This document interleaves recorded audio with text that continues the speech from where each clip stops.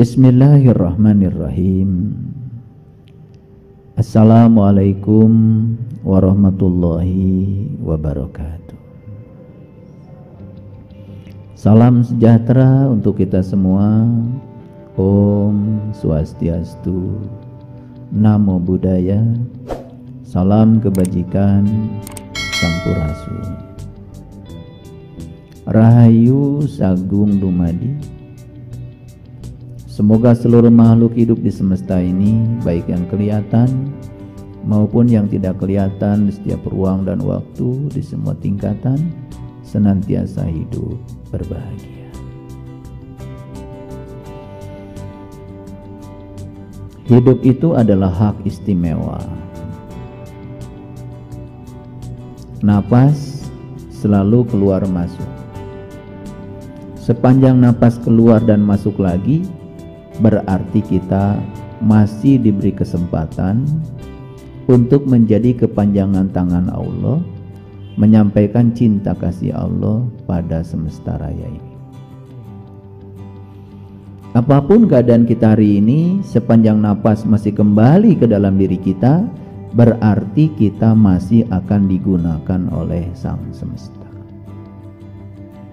Siapa napas itu?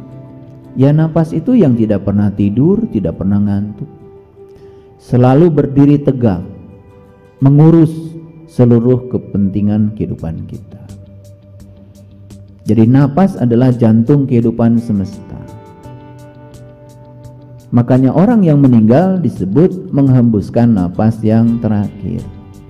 Artinya napasnya setelah keluar gak masuk lagi, itu aja kok meninggal. Gak usah pusing-pusing mikirin orang meninggal, napasnya keluar gak masuk lagi, gitu aja. Disebut menghembuskan napas yang terakhir. Seperti itu, mati itu. Jadi sebetulnya sekarang ini kita sudah belajar hidup dan mati. Saat napas masuk kita hidup, napas keluar kita mati. Masuk lagi hidup, napas keluar mati. Jadi sebetulnya sekarang ini kita sudah diajarkan merasakan hidup mati. Cuma saking cepatnya kita tidak merasakan itu, ditambah lagi kita pun sudah kehilangan kesadaran. Untuk bisa merasakan kehadiran nafas saja gak ada waktu. Padahal kalau kita jujur sedikit saja merenung, ketika tidur mata kita tertidur, telinga kita tertidur, mulut kita tertidur, tangan kita tertidur, kaki kita tertidur, semua tertidur. Satu yang tidak ikut tidur, yaitu napas kita. Sadar saja dengan yang sering dibacakan ketika kita baca ayat kursi, la ta'khuduhu sinnatu wala naum. Wujud dia yang tidak pernah tidur, nggak pernah ngantuk adalah nafas. Oleh karena itu mari kita bersyukur hari ini kita masih digunakan Sang Semesta untuk melanjutkan proses belajar di ruang kehidupan ini. Kita puji Dia bersama-sama membaca hamdalah. Alhamdulillahirabbil alamin. Mari kita sapa asma Allah dengan kelembutan dan cinta seraya membaca basmalah. Bismillahirrahmanirrahim.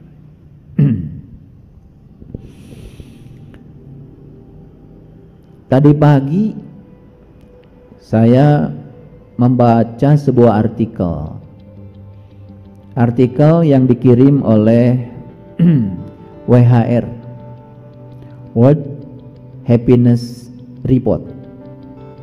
Jadi WHR ini sebuah badan dunia yang ditunjuk oleh PBB untuk melakukan riset tentang tingkatan kebahagiaan dari masing-masing bangsa-bangsa di dunia berdasarkan negaranya.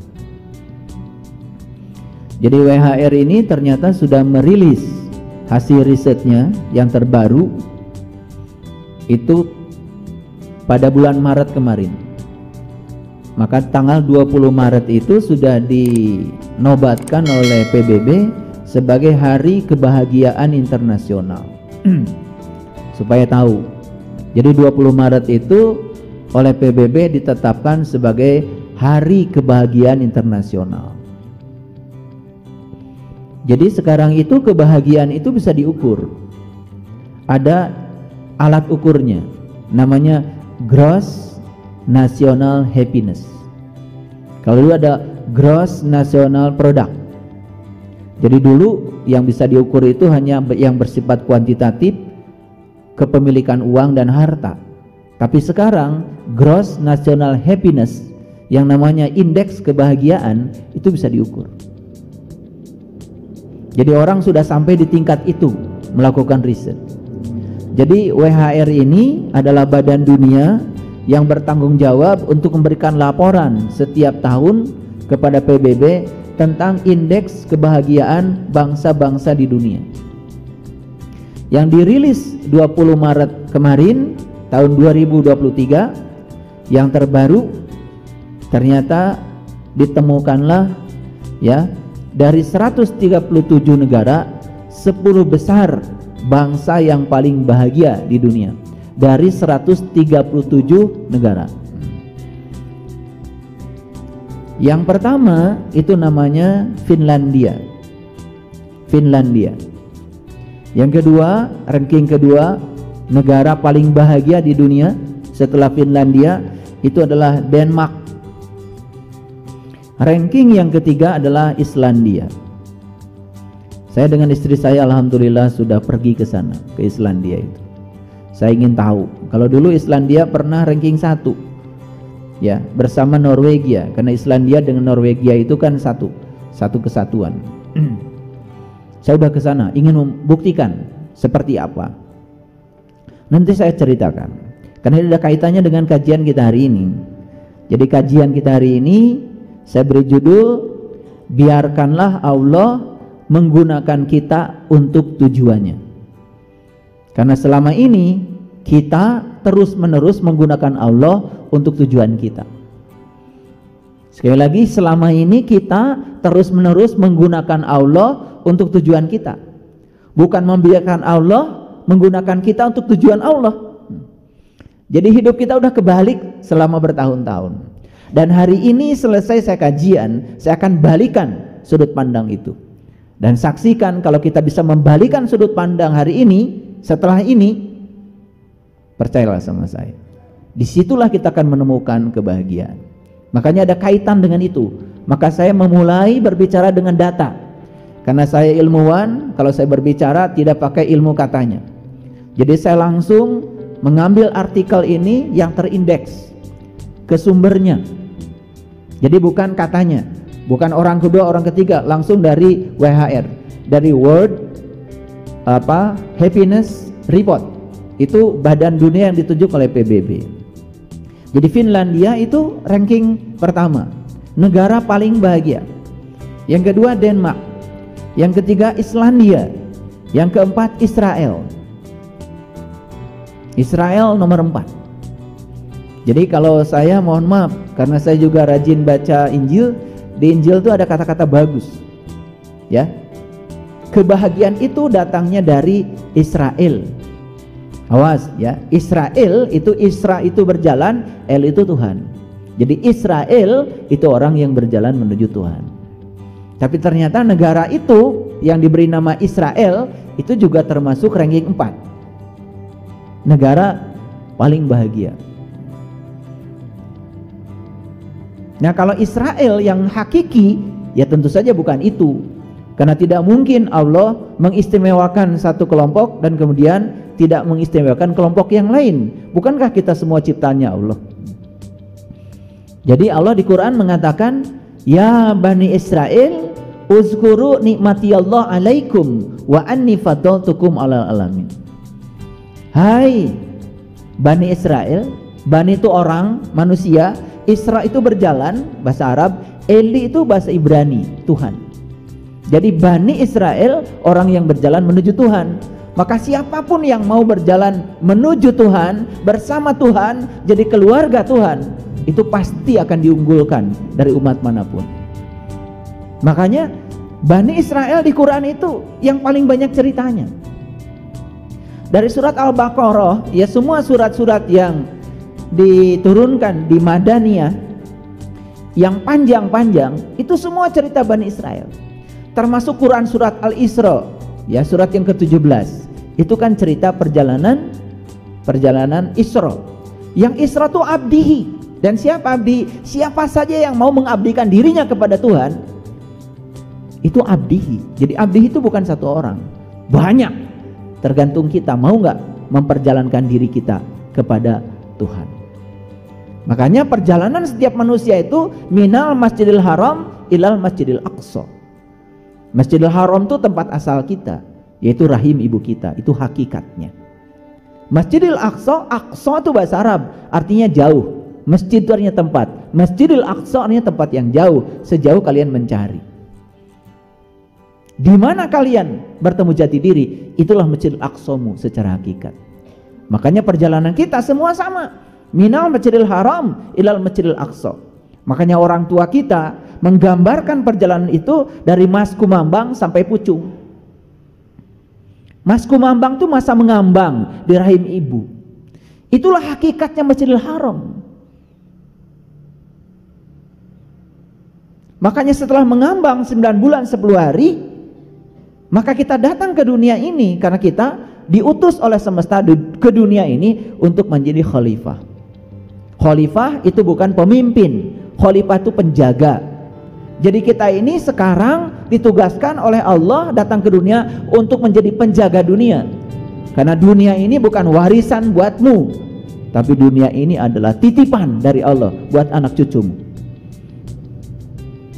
Salah memanai itu kacau jadinya. Makanya banyak orang yang mengeksploitasi semua kekayaan dunia ini hanya untuk kepentingan pribadi, melupakan generasi yang akan datang. Padahal khalifah bukan pemimpin, khalifah itu artinya penjaga. Kita dititipi semesta ini untuk kita jaga, karena semesta bukan warisan buat kita, tetapi ini titipan buat anak cucu kita. Makanya orang-orang yang cerdas memikirkan, nanti anak cucu kita lahir 100 tahun, 1000 tahun yang akan datang, bagaimana bumi ini supaya tetap terjaga. Makanya sekarang semua orang mulai beralih bagaimana cara makan yang benar, supaya makan tidak menimbulkan gas. Sehingga apa? Ya, gas amonia di bumi ini jangan sampai bertambah terus, karena itu akan menimbulkan efek rumah kaca. Sehingga sinar matahari datang ke bumi tidak bisa lepas ke angkasa, terpantul-pantul karena terhalang oleh efek rumah kaca, maka suhu bumi menjadi naik. Itu yang disebut dengan pemanasan global. Kalau suhu bumi naik, maka es di kutub utara itu mencair. Kalau es mencair, maka permukaan laut akan naik. Daratan semakin hari semakin berkurang. Orang yang menjadi khalifah beneran, dia jaga bumi ini supaya anak cucu kita nanti kebagian daratan. Karena daratan terus berkurang. 75% bumi kita itu lautan, 25% daratan, dan sekarang daratan terus berkurang. Kenapa? Ulahnya manusia. Inilah pentingnya mengerti sains. Gaul sedikit, mengerti ya bagaimana cara kita. Itu yang disebut dengan orang soleh itu yang menjaga kelestarian semesta, bukan orang yang sembrono. Makanya judul kita kajian kita hari ini adalah biarkanlah Allah menggunakan kita untuk tujuannya. Makanya kalau orang tua kita lebih lengkap lagi.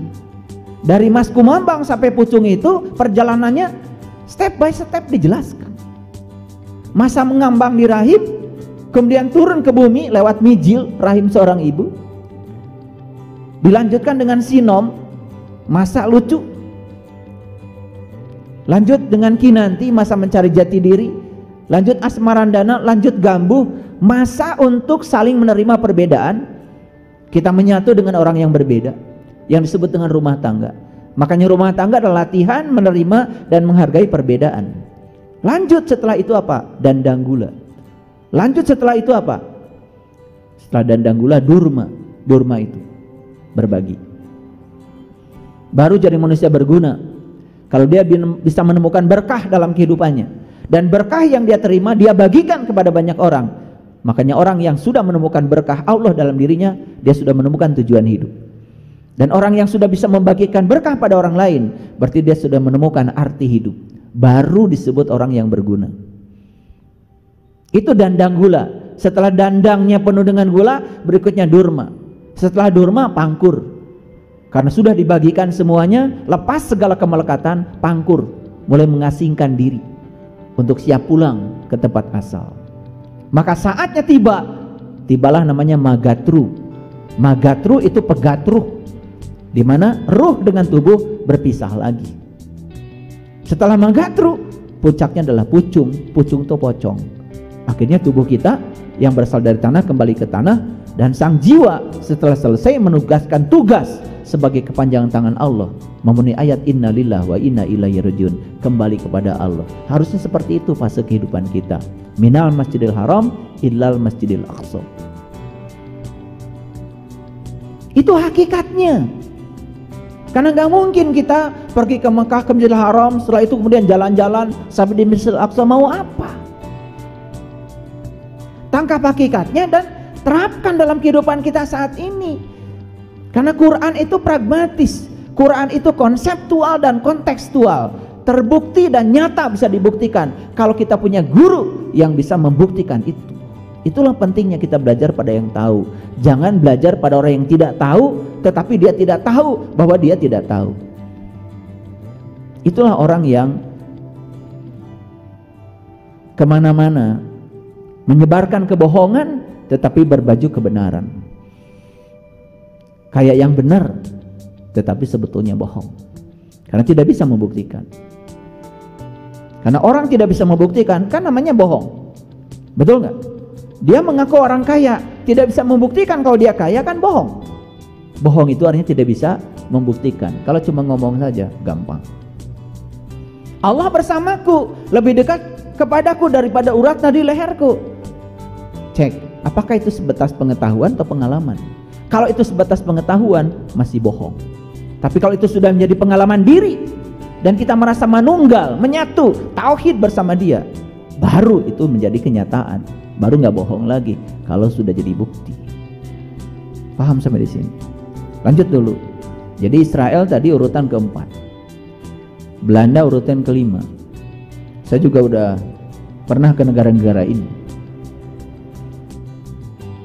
Bahkan di Belanda itu ya penjara itu nggak laku. Bahkan penjara itu di sana banyak dijadikan rumah ibadah. Ada yang dijadikan gereja, ada yang dijadikan masjid bahkan. Karena saya punya teman di Belanda. Nah, kebetulan dia sudah jadi murid saya sekarang. Dia pernah masuk Islam karena agama yang sebelumnya adalah Protestan. Dan saat itu dibimbing oleh seseorang untuk membacakan syahadat. Setelah baca syahadat kemudian diajarkan doa-doa. Pusing dia karena semua doanya katanya bahasa Arab. Dia balik lagi ke Eropa dan meninggalkan agama yang barunya itu, balik lagi ke agama lamanya. Alhamdulillah ketemu saya. Kemudian saya jelaskan, agama itu jalan. Apapun jalanmu gak masalah. Yang penting kamu tekun di jalan. Silahkan tentukan mau pilih jalan mana. Dan dia mengatakan, tolong diajarkan. Kira-kira saya bagusnya jalan yang mana? Saya bilang, agama yang terbaik adalah agama yang mengantarkan pemeluknya menjadi lebih baik. Itu aja yang paling penting. Tapi dia memilih jalan Islam. Kalau gitu, yuk saya tunjukkan. Begitu saya ajarkan.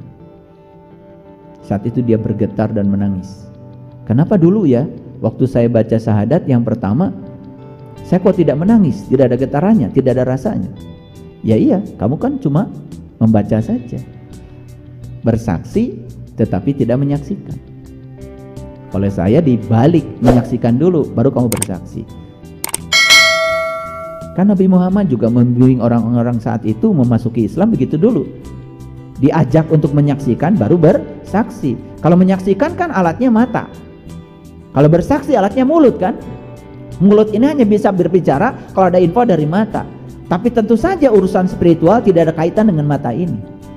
Maka di Quran dikatakan fa innaha la ta'mal absyar walakin ta'mal qulubul lati fis sudur. Gunakan mata kesadaran. Itu yang disebut dengan mata qalbu. Itu yang namanya mata jiwa. Laqad ja'akum basyairum mir rabbikum. Telah datang bagi kalian semua al-basyair, penglihatan qalbu. Untuk kalian semua sudah diberi penglihatan itu.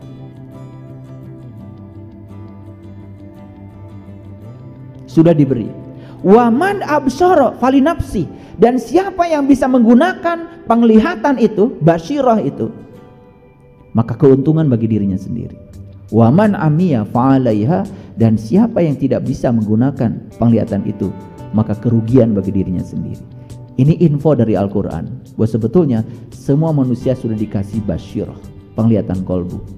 Siapa yang bisa menggunakannya, keuntungan bagi dirinya, dan siapa yang tidak bisa menggunakan, kerugian juga bagi dirinya. Inilah pilihan. Silakan, itu Quran kok, jelas sekali. Bahkan di Quran dikatakan urusan spiritual tidak ada kaitannya dengan mata ini. Makanya di dalam Quran ada gambaran, di Quran surat Al-Hajj itu digambarkan tentang sekelompok orang yang kemudian berteriak kepada Allah, "Ya Allah Tuhanku, kenapa Engkau himpunkan aku dalam keadaan buta hari ini?" Apa jawaban Allah? Fa innaha la ta'mal absyar walakin ta'mal qulubul lati fisyudur. Yang buta bukanlah matamu yang itu, tapi yang buta adalah mata kesadaran. Jadi karena dulu dia buta mata kesadarannya, maka pada waktunya dia dikumpulkan dalam keadaan buta bersama orang-orang buta. Baru dia berteriak kepada Tuhan, "Tuhan, kenapa aku kumpulkan semua dalam keadaan buta? Padahal dulu aku orang-orang yang melihat." Jawaban Allah cuma begitu. Memang saat itu kamu melihat, tapi kamu hanya melihat dengan mata lahirmu. Padahal aku sudah kasih basyirah kepadamu dan kamu tidak menggunakannya. Maka di dalam Quran surat Al-Fatir kemudian Allah mengatakan, "Aku sudah memanjangkan umurmu dalam masa yang cukup. Kemana saja selama aku beri kesempatan hidup? Kemana saja? Bagaimana umurmu kamu gunakan?" Itu sebetulnya yang diceritakan Allah dalam Al-Quran. Baik, saya lanjutkan dulu. Jadi Belanda nomor 5 ya, Swedia nomor 6, Norwegia nomor 7. Jadi Islandia, Norwegia itu dua-duanya masuk di 10 negara bahagia, itu satu rumpun. Swiss nomor 8, Luxembourg nomor 9, dan Selandia Baru nomor 10. Nah, ada dua ya, ada negara yang paling bahagia, ada negara paling islami. Ada lagi riset yang kedua, negara paling islami. Yang menarik, negara paling islami pun masih ada di 10 negara ini, termasuk Selandia Baru, negara paling islami. Padahal penduduknya mayoritas tidak beragama Islam. Luar biasa bukan? Ya, ada irisan. Kalau saya bahas hasil riset ini, habis judul ini tidak akan selesai. Nah, mungkin ada yang tanya, apa kabar Indonesia? Nah, saya mau kasih tahu, ini karena hasil riset, jadi saya tidak ada yang tutup-tutupi, tidak usah malu, karena ini sudah dipublish. Singapura nomor 25, indeks kebahagiaannya. Malaysia nomor 55, Thailand nomor 60, Vietnam nomor 65, Filipina itu nomor 76, Indonesia nomor 84 dari 137 negara. Jadi kita ini dengan negara tetangga saja jauh.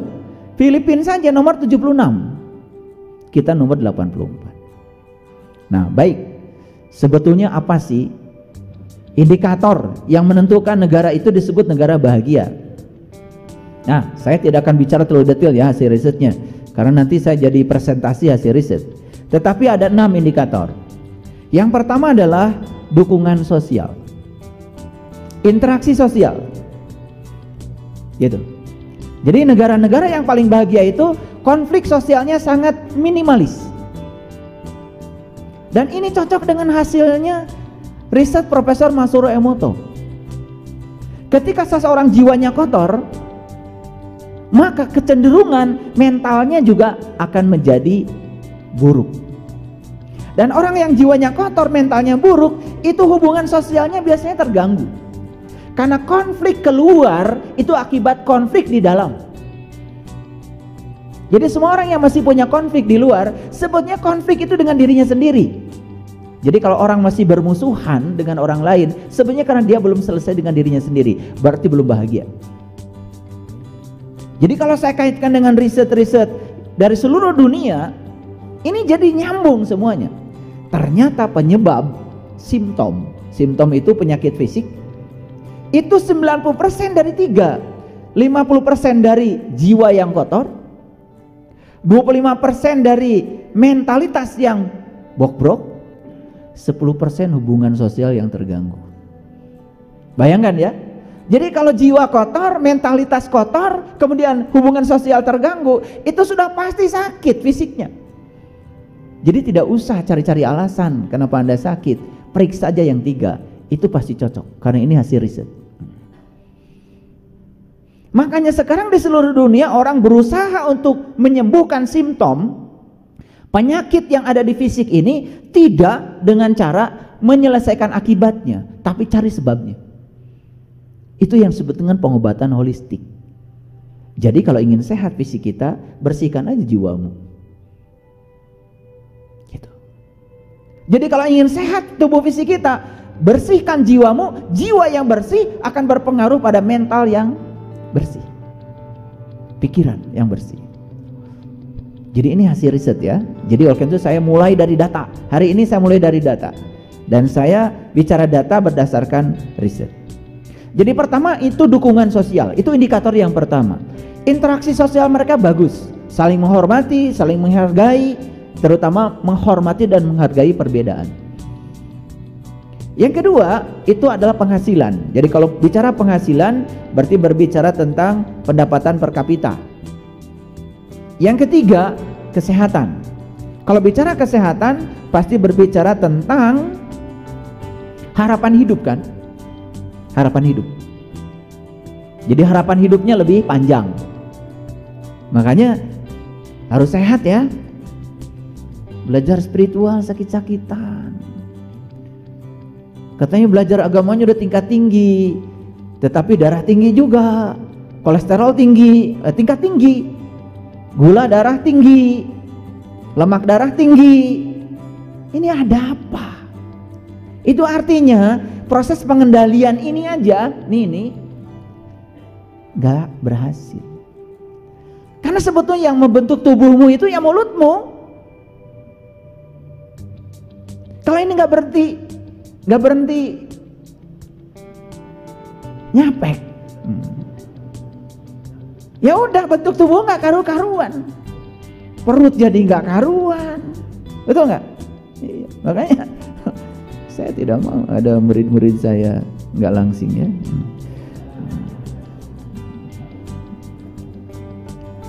Makanya saya sudah bikin pusat pelatihannya nanti di Jelekong. Jadi saya suruh nanyak aja nanti ya. Udah ada tempat latihannya. Pokoknya harus ramping. Ya. Gak apa-apa tubuh ramping, tapi dompet gendut. Ini dompetnya ramping, tubuhnya gendut.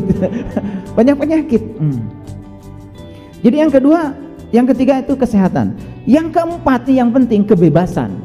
Kebebasan untuk menentukan pilihan hidup. Itu indikator kebahagiaan nomor 4 yang diukur. Jadi negara-negara yang tingkat kebahagiaannya tinggi karena mereka sudah bebas menentukan pilihan hidup. Artinya mereka sudah sukses menjadi dirinya sendiri. Nah kita ini masih sibuk menjadi orang lain. Betul apa tidak? Iya. Jadi kalau istilah orang bijak itu kita masih dalam kawanan domba, belum jadi singa. Makanya 1 jam saja kamu jadi singa, lebih mulia, lebih bagus daripada puluhan tahun kamu jadi kawanan domba.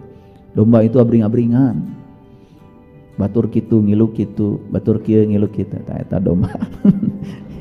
Yang di sini mah bukan.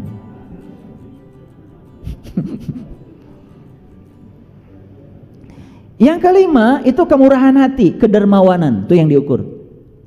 Jadi negara-negara yang indeks kebahagiaannya tinggi itu karenanya mereka memberi itu mudah, kedermawanan.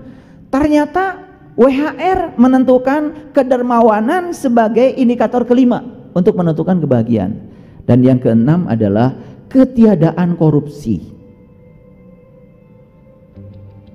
Maaf ya, di negara kita ini korupsi sudah di segala aspek kehidupan. Memberantasnya menjadi sangat sulit. Bahkan yang berteriak untuk memberantas korupsi, malah dia juga korupsi. Ini masalah besar. Karena kita itu semua berpusat keluar, tidak berpusat ke dalam. Nyalakan orang itu begitu mudah, tetapi menyalahkan diri sendiri ini. Nah, ini yang akan kita bahas hari ini. Ini belum masuk ke topik ini baru data awal. Nah, yang menarik, saya coba gali lagi, terutama Finlandia. Mengapa mereka menjadi negara paling bahagia? Ternyata di samping 6 indikator yang tadi, 6 indikator, ada 3 tambahannya yang dimiliki Finlandia. Yang pertama, ya, mereka itu masyarakatnya tidak tertarik mengambil sesuatu yang bukan haknya. Itu yang membuat mereka bahagia. Karena semua orang yang suka ngambil hak orang lain tidurnya nggak nyenyak. Jangan dikira bahwa koruptor itu tidurnya nyenyak. Hese sare. Sien kapangi.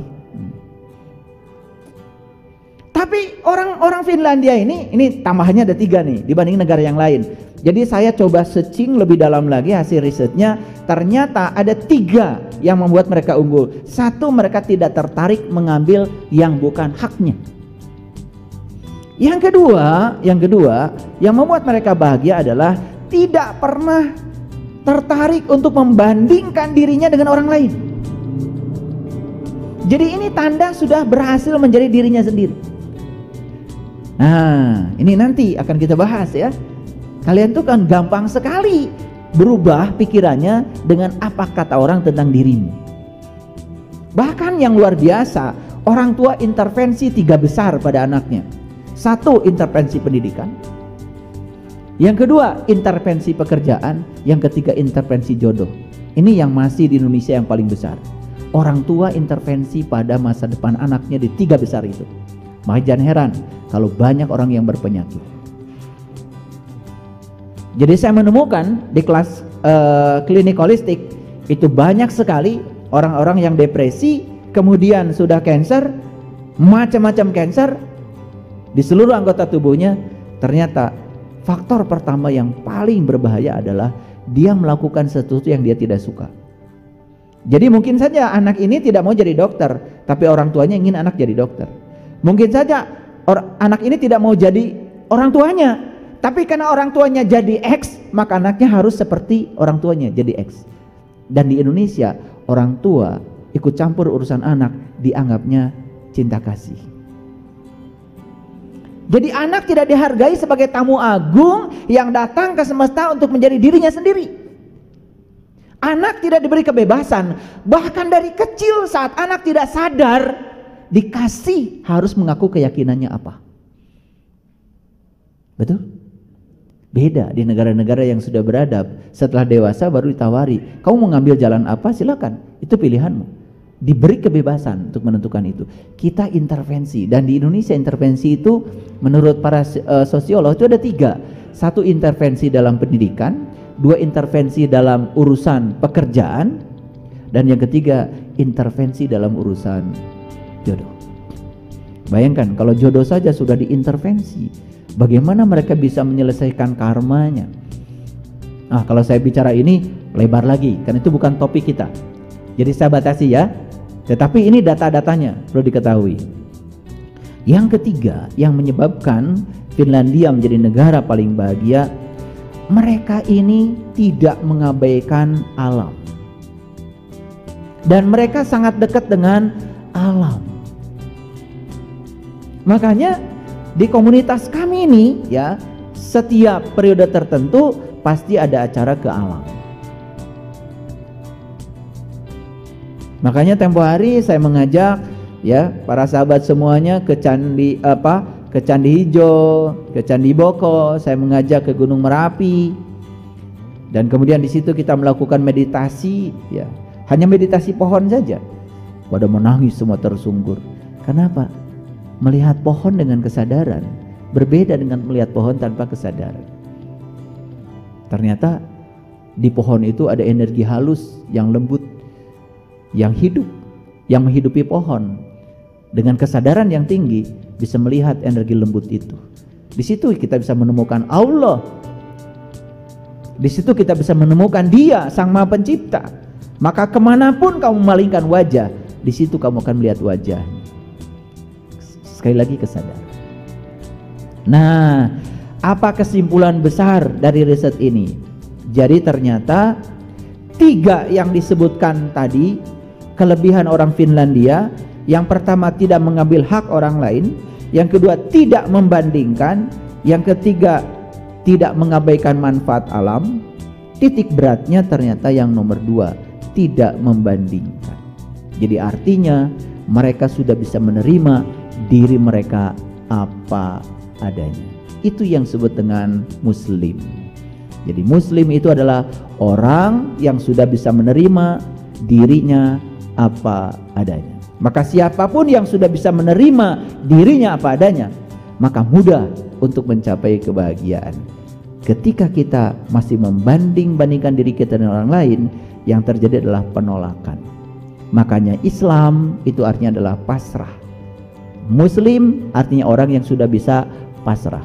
Harusnya kita-kita ini yang mengaku muslim harusnya dong lebih pasrah dari mereka yang disebut oleh kita non muslim. Tapi lucunya data mengatakan mereka yang disebut oleh kita non muslim malah lebih muslim daripada kita yang mengklaim diri kita sebagai muslim. Pertanyaannya, ada apa dengan diri kita? Itulah masalah kita di kajian hari ini. Jadi saya menggunakan pendekatan problem solving, ya. Jadi masalah menjadi titik awal, ya, titik awal kajian kita ini. Jadi base problem, itu problem kita. Nah, makanya kita sekarang akan mencari upaya bagaimana memecahkan problem ini. Baik, jadi judulnya adalah biarkanlah Allah menggunakan kita untuk tujuannya. Sudah mengerti ya? Oke. Ada satu pertanyaan yang harus dijawab dulu. Kalau saya suruh memilih, 1, membiarkan kita menggunakan Allah untuk tujuan kita, atau membiarkan Allah menggunakan kita untuk tujuan Allah. Pilih mana? Ya, saya perjelas lagi.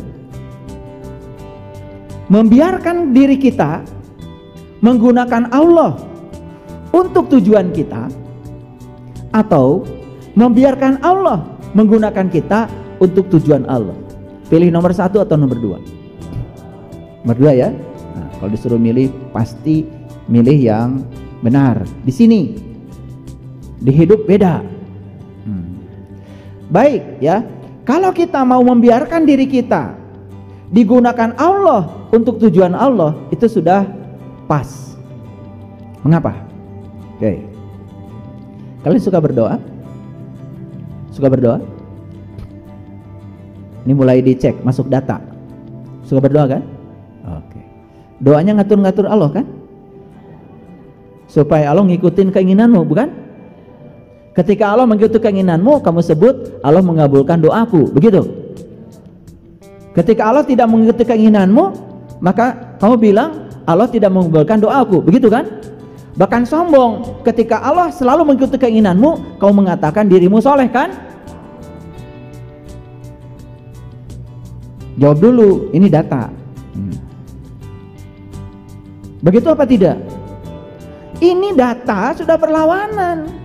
Katanya membiarkan Allah menggunakan kita untuk tujuan Allah. Kenyataannya setiap hari kita berdoa kepada Allah, malah justru menggunakan Allah supaya Allah bisa digunakan untuk memenuhi tujuan kita. Begitu apa tidak? Ini sudah berlawanan. Dan ini sumber penderitaan kita. Berarti kita belum muslim dong. Betul nggak? Jadi sebenarnya Allah tuh suka bingung dengan kalian itu. Nih yang Tuhan tuh lu apa gue? Kan gitu kata Allah.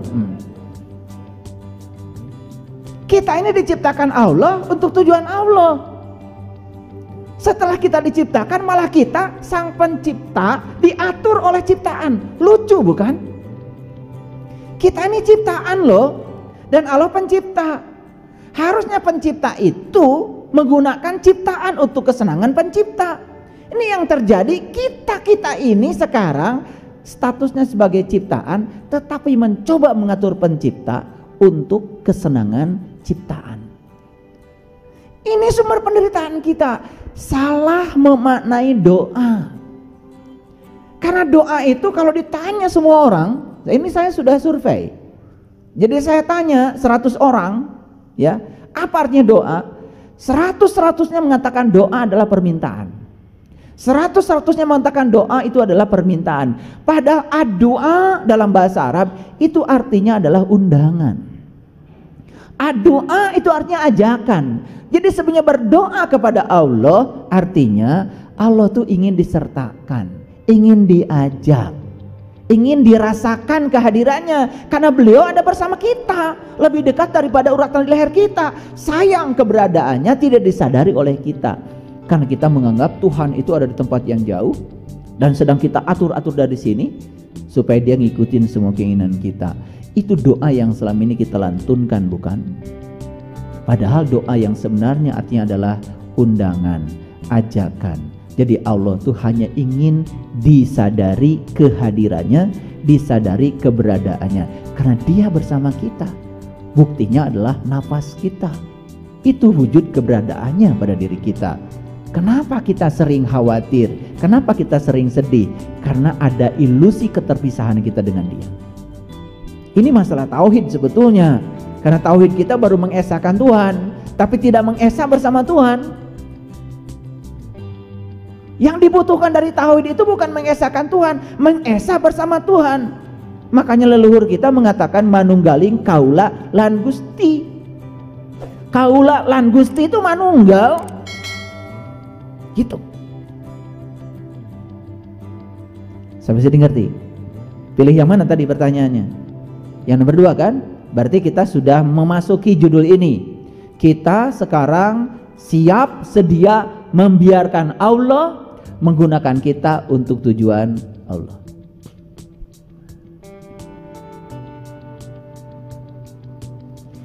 Kita mesti berjuang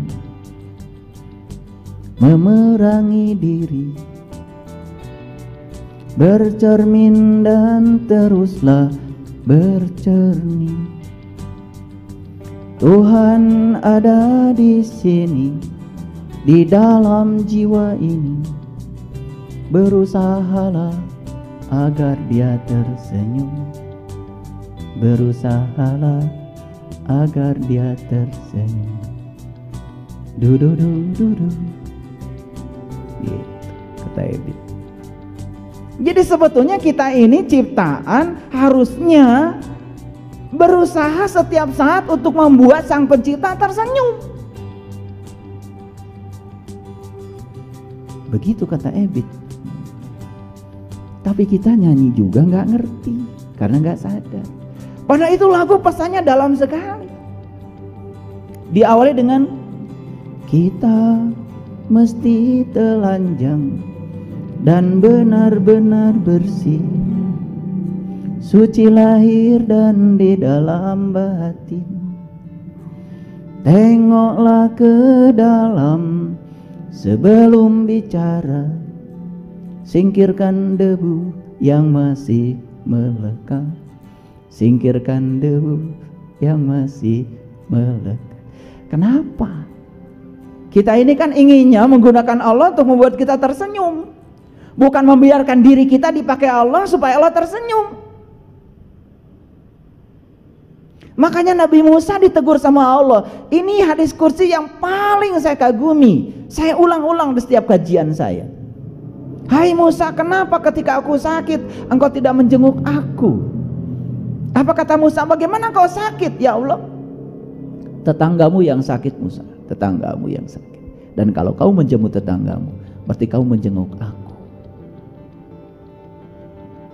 Jadi kalau kita menjenguk tetangga kita yang sakit, maka Allah mengatakan itu kamu sudah menjenguk aku. Berarti Allah tinggal di tetangga yang sakit. Ini artinya apa? Ini artinya Allah tuh ingin supaya kita ini menjadi kepanjangan tangannya untuk menyampaikan cinta kasihnya kepada orang-orang yang butuh pertolonganmu di sekitarmu. Lucu bukan? Allah yang gaib disembah terus, tetapi tetangga kita yang kelaparan kita tidak pedulikan. Anak-anak yang putus sekolah tidak kita pedulikan. Lihat anak kita sepatunya bagus, sepatu anak tetangga itu sudah compang-camping, kita tidak mau membelikan. Tetapi kita selama ini mengatakan diri seakan-akan paling soleh. Padahal soleh seseorang itu dilihat dari apa? Kepekaan dia terhadap lingkungan.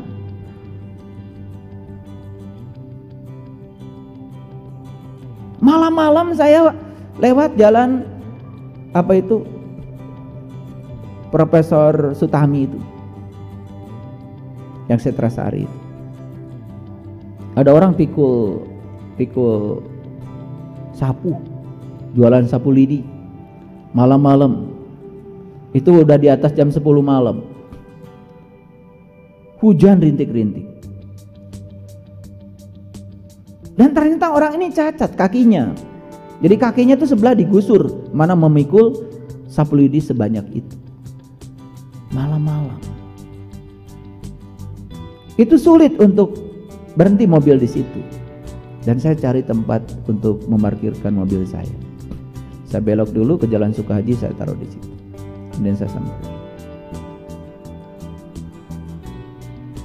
Ya udah, saya kasih uang. Agak besar memang saya kasih uang. Nangis dia. Dan ketika dia menangis, yang meluap-luap di sini adalah kebahagiaan saya yang luar biasa. Jadi ternyata bahagia yang meluap-luap itu sesederhana itu.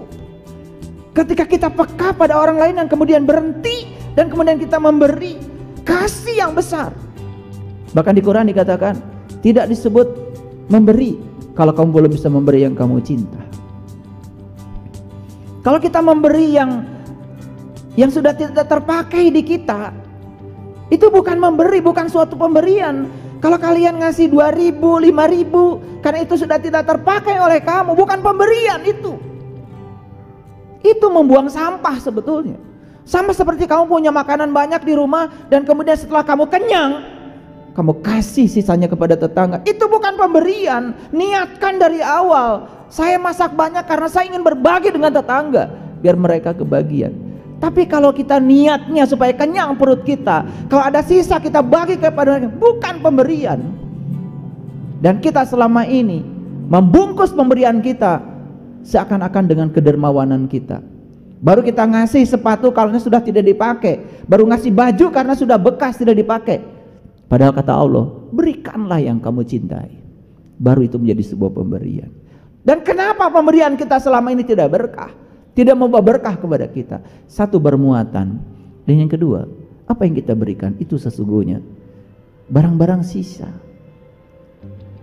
Kalau kamu punya uang 1 miliar dan kamu ngasih 100.000 pada orang, bukan pemberian. Karena kamu sudah kelebihan. Dan pemberian itu apa yang kamu cintai. Ini latihan. Harus melatih diri untuk itu. Ini soal kepekaan. Dan saya pernah cerita, ada orang terus setiap kali dia habis jualan dikepung oleh penagih, sampai habis hasil jualannya hanya untuk bayar bunganya saja. Dan saya samperin di situ. Habis ibu uangnya, habis. Itu pun tidak selesai, utangnya tambah besar. Jadi asalnya 20 juta, utangnya jadi 25 juta. Padahal saat itu dia berutang bukan untuk makan, karena dia harus ke rumah sakit. Dan dia ditahan oleh rumah sakit karena tidak punya uang untuk keluar dari rumah sakit. Terpaksa dia pinjam uang geledek. Saya sebut uang geledek aja. Mohon maaf, saya bayarkan utangnya 25 juta. Dan saya bikinkan rumah 2 lantai, saya bikinkan rumah. Setiap ketemu saya cuma nangis. Setiap saya melihat tangisan dia, kebahagiaan saya meluap-luap.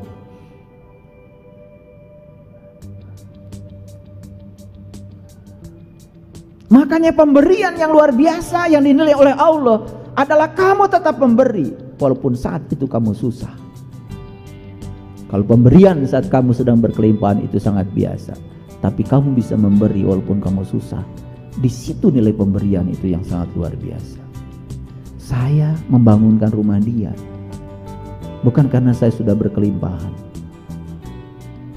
tetapi karena saya melihat dia lebih butuh daripada saya. Itu saja. Dan agama itu praktek, bukan hanya teori. Mohon maaf, saya didatangi Pak Lurah, dan Pak Lurah mengatakan, saya percaya katanya dengan ceramah-ceramahnya Anda. Bilang sama saya, karena Anda sudah mempraktekkan apa yang Anda ceramahkan. Dan sekarang Pak Lurahnya setiap hari nonton YouTube saya. Karena saya tidak menganjurkan orang berbuat baik, tapi saya memberi contoh bagaimana berbuat baik. Menganjurkan orang lain berbuat baik itu sangat mudah, tapi memberi contoh kebaikan itu yang kurang sekarang ini. Tidak ada keteladanan, tidak ada energi. Pertanyaan saya selanjutnya, tolong dijawab. Siapa yang berhak merumuskan tujuan hidup manusia? Manusia atau Allah? Siapa? Siapa yang berhak merumuskan tujuan hidup? Manusia atau Allah? Masih bingung. Manusia atau Allah? Kalau gitu saya kasih contoh dulu. Ada orang bikin laptop, berarti laptop ini ciptaan. Si pembuat laptop sang pencipta. Yang bisa merumuskan tujuan laptop ini dibuat siapa? Laptop atau pencipta laptop? Pencipta jelas. Gak mungkin laptop merumuskan tujuan dia. Jadi yang berhak merumuskan tujuan hidupnya manusia, itu manusia atau Allah? Allah, setuju? Kita direncanakan Allah datang di sini. Kita ini akan menjalankan misinya Allah datang di sini. Tapi apa yang terjadi? Sampai di sini kita membuat rumusan-rumusan tujuan hidup baru yang berbeda dengan rumusan tujuan hidup yang Allah bikin. Itulah yang terjadi, tabrakan rumusan tujuan hidupmu dengan rumusan tujuan Allah. Makanya kamu setiap hari hanya protes, menolak, tidak bisa menerima kenyataan yang terjadi. Padahal kata Allah, apa yang kamu sebut buruk, siapa tahu itu baik bagimu. Dan apa yang kamu sebut baik, malah siapa tahu itu buruk bagimu. Dia yang maha tahu akan memilihkan yang terbaik buat kita. Cuman kita masih terjebak oleh pikiran kita yang dangkal. Ini sumber penderitaan semua manusia. Di sini tabrakan tujuan. Jadi makanya kita kembalikan sekarang. Mari kita tanya sama Allah, ya Allah, kalau begitu apa tujuan Engkau menciptakan aku? Untuk apa aku dihadirkan di sini? Itu harus ketemu jawabannya. Begitu ketemu jawabannya kita praktekkan. Percayalah sama saya, berkah semesta akan mengalir tanpa batas.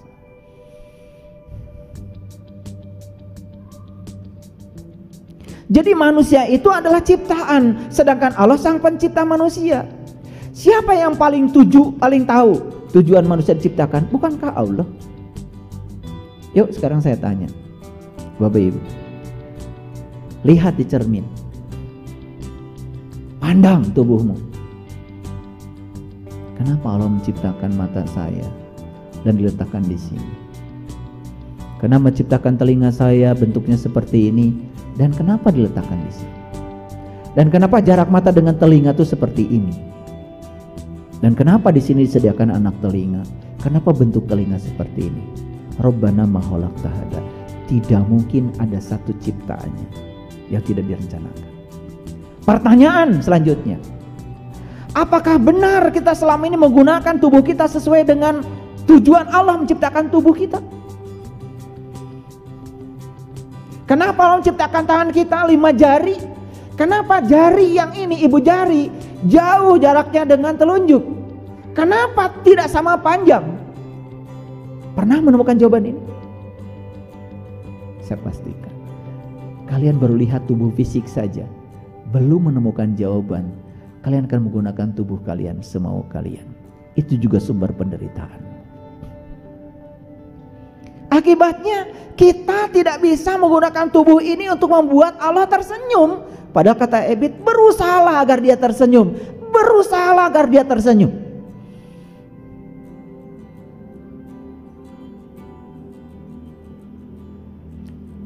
Hadirin, dari ujung rambut sampai ujung kaki ini, kalau kalian tahu rahasianya, semua Allah ciptakan ada maksudnya, dan satu tujuan Allah menciptakan tubuh ini, untuk mengenali Dia, untuk menyaksikan Dia, untuk melihat Dia, untuk bertemu dengan Dia. Makanya dalam hadis qudsi Allah mengatakan, kuntu kanzan mahfian wa ahbabtu an urifa fa khalaqtu khalqan. Aku adalah suatu perbendaharaan yang tersembunyi dalam dirimu, lalu aku ciptakan tubuhmu. Karena dengan tubuh itu kalian dapat mengenali aku. Yuk sekarang tanya, tubuhmu selama sekian puluh tahun di semesta ini digunakan untuk apa? Semua digunakan untuk kesenanganmu, bukan? Itu bukan? Sekarang pertanyaan, sudah tahukah cara menggunakan tubuh untuk kesenangan Allah? Belum tahu. Bagaimana kita bisa menyenangkan yang lain?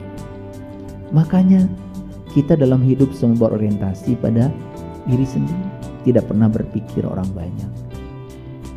Itulah yang menyebabkan hidup kita, mohon maaf, kekurangan nilai guna di ruang kehidupan. Karena semua yang kita hasilkan buat kita, betul?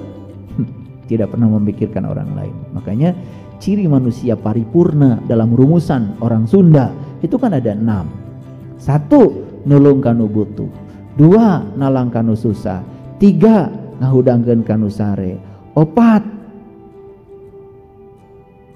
nyaangan kanu poekeun. 5, nepak kanu poho. 6, nganter kanu keung. Itu rumusan manusia paripurna. Kalau saya menyebutnya itu rukun imannya leluhur kita. Keren sebetulnya. Dan Quran 30 juz itu sudah terangkum di 6 itu sebetulnya. Bagaimana orang tua kita membuat rumusan yang keren, tapi berapa banyak anak-anak sekarang, anak-anak muda sekarang ini mau memperhatikan pesan leluhur yang begitu luar biasa itu. Subhanallah.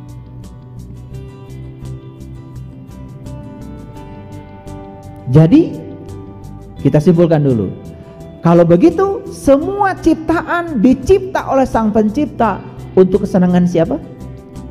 Untuk kesenangan Sang Pencipta. Jadi sekarang gimana caranya kita menggunakan semua berkah dari Sang Pencipta itu untuk kesenangan Dia?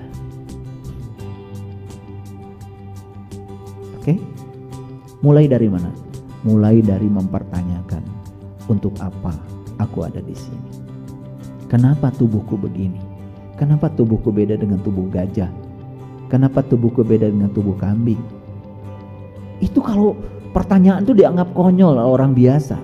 Tapi kalau orang yang luar biasa mempertanyakan itu, dia akan menemukan jawabannya. Sampai suatu saat dia akan ketemu, oh ternyata menjadi manusia itu adalah hak istimewa. Karena apa? Hanya dengan tubuh ini kita bisa mengantarkan sang jiwa untuk pulang memenuhi ayat inna lillahi wa inna ilaihi raji'un. Itu singkap penak.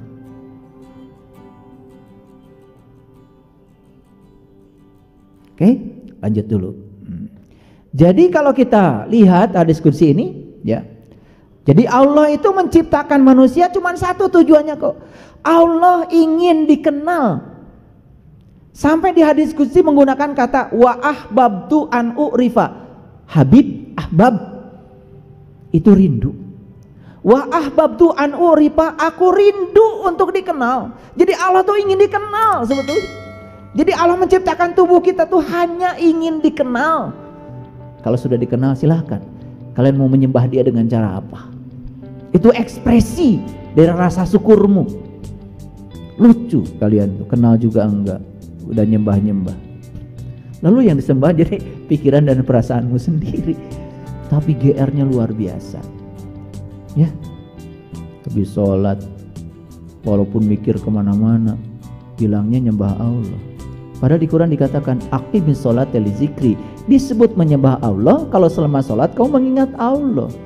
Kan jelas ayatnya, fa'budni wa aqimis sholata li zikri, sembahlah aku dan dirikanlah sholat untuk mengingat aku. Dikatakan menyembah Allah kalau selama sholat mengingatnya. Lah, yang kamu ingat piring berantakan,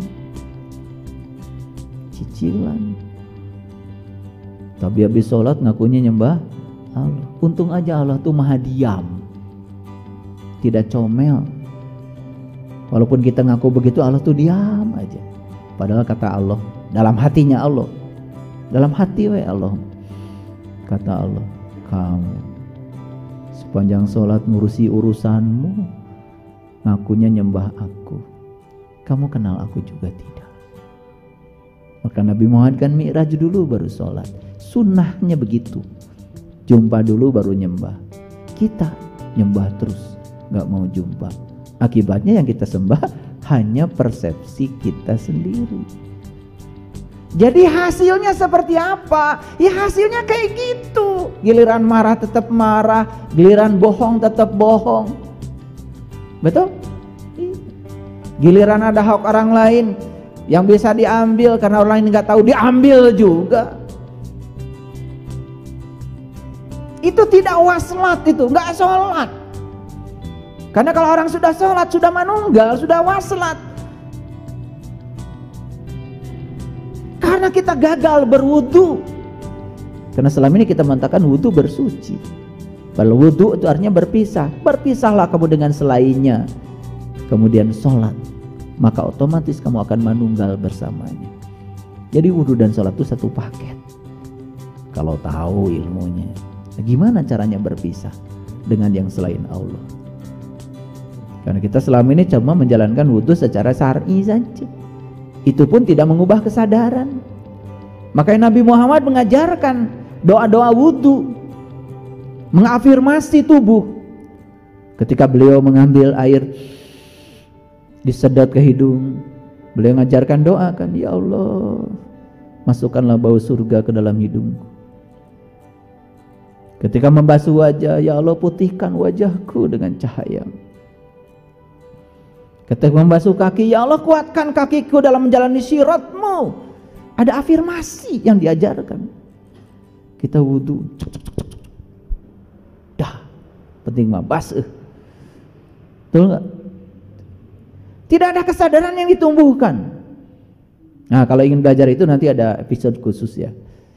Ada di kita ada namanya workshop khusus pelatihan sholat khusyuk.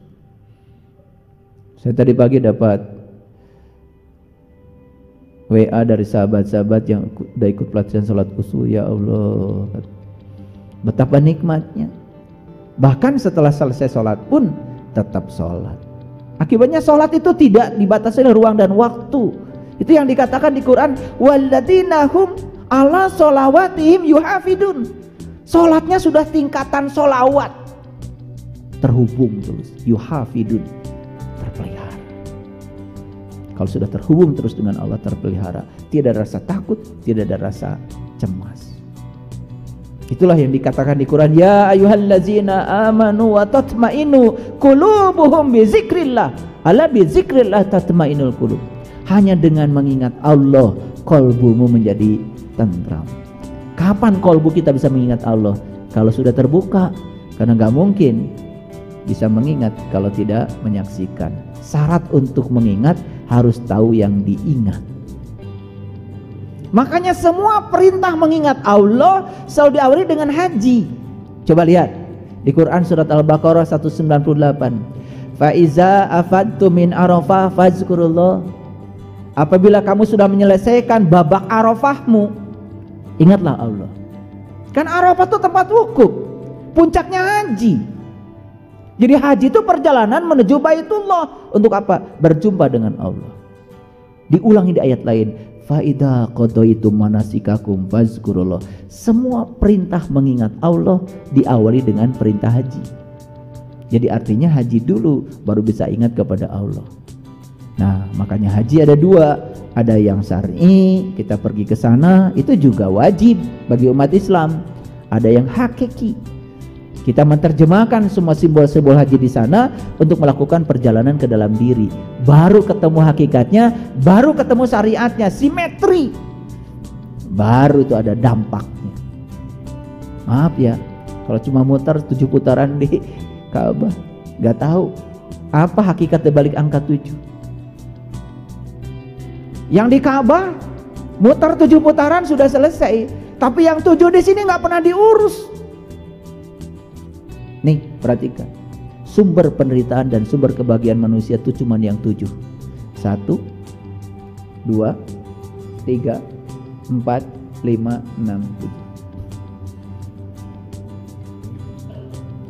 7. Ini sumber kebahagiaan, ini juga sumber penderitaan. Harusnya kalau sudah muter di sana, sa'i 7 kali bolak-balik Safa dan Marwah, melempar batu dengan melempar jumroh dengan 7 batu. Harusnya raksa bina yang 7. Tawaf di sini selanjutnya. Tawaf di sana kan cuma beberapa menit saja. Tawaf di sini setiap hari. Tawaf di sini. Udah bisa tawaf di sini.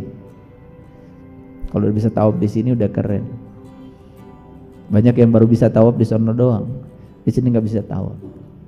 Padahal Allah bilang, aku lebih dekat daripada urat nadi leher. Kalau tawafnya di sini bisa membuktikan ayat bahwa Allah lebih dekat daripada urat leher. Bisa. Itulah pentingnya berguru pada yang tahu. Lanjut dulu. Itu sebabnya saking ingin dikenal, maka Allah itu turun dari martabat yang paling tinggi ke martabat kedua, martabat ketiga, terus sampai martabat yang ketujuh. Makanya semua leluhur kita kalau mengajarkan makrifat pasti mengajarkan 7 martabat alam. Jadi kalau kita belajar kepada Raden Ronggowarsito dalam kitab Serat Wirid Hidayat Jati, itu jelas ya, di situ dijelaskan tentang 7 martabat alam. Jadi martabat yang pertama namanya alamul ahadiyah. Martabat zat yang bersifat la ta'ayun. La ta'ayun artinya disebut juga martabat sepi, karena zat bersifat mutlak tidak dapat dikenal oleh siapapun. Tidak dapat dikenal oleh siapapun. Ini yang disebut dengan martabat alamul ahadiyah.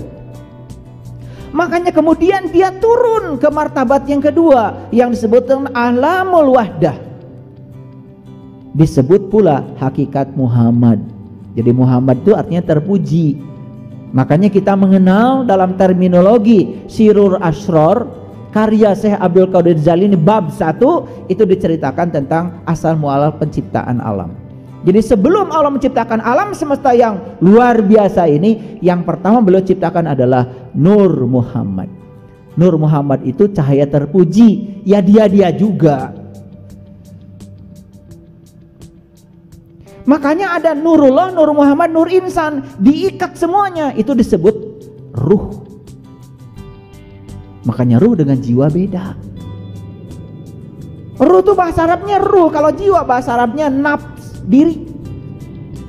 Nah yang harus bersaksi bukan ruh, tetapi nafs, diri, yang disebut dengan Nur Insan. Makanya turun dari martabat alamul ahadiyah ke alamul wahdah. Ini adalah permulaan ta'ayun yang disebut dengan sifat nyata. Suatu kesatuan yang belum memiliki pemisah antara satu dengan yang lainnya.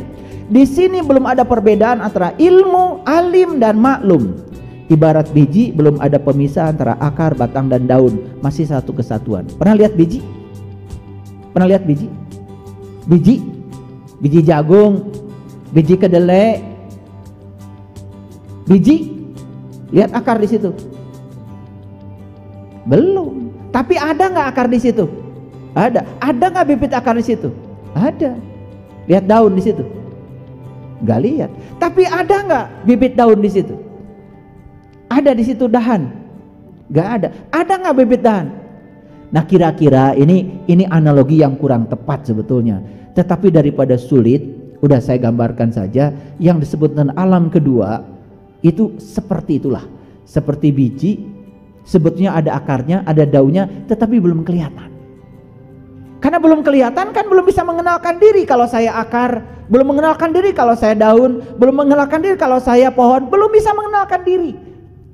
Makanya itu saja belum bisa dikenal. Turun lagi ke martabat yang ketiga yang disebut dengan alamul wahidiyah.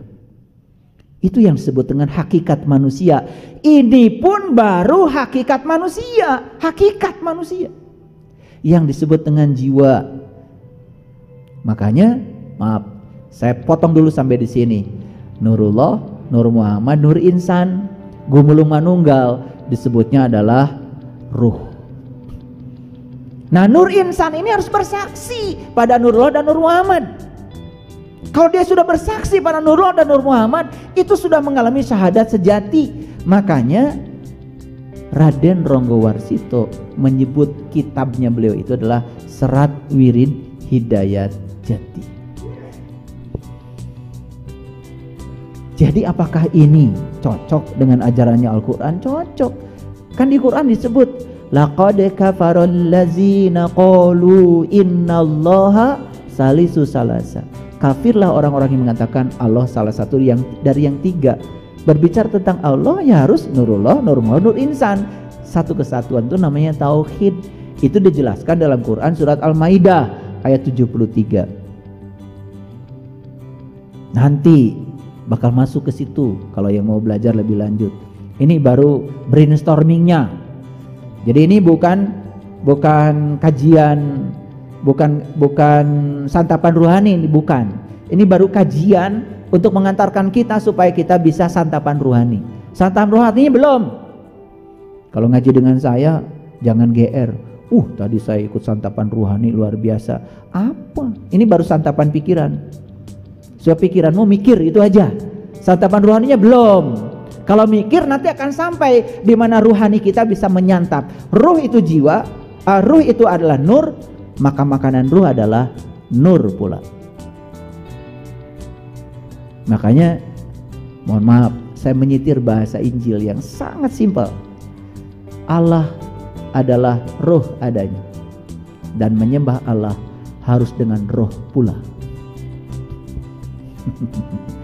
Jadi kalau dalam bahasa Islam kan Allahu nurus samawati wal ard masalu nurihi kamishkatin fiha misbah al misbahu fi jujajah ajujajatu ka'annaha kaukab duriyu yuqadu min sajarati mubarakah zaitunatil la sarkiyah wala gorbiyah walau lam tamsasun nar nurun ala nurin.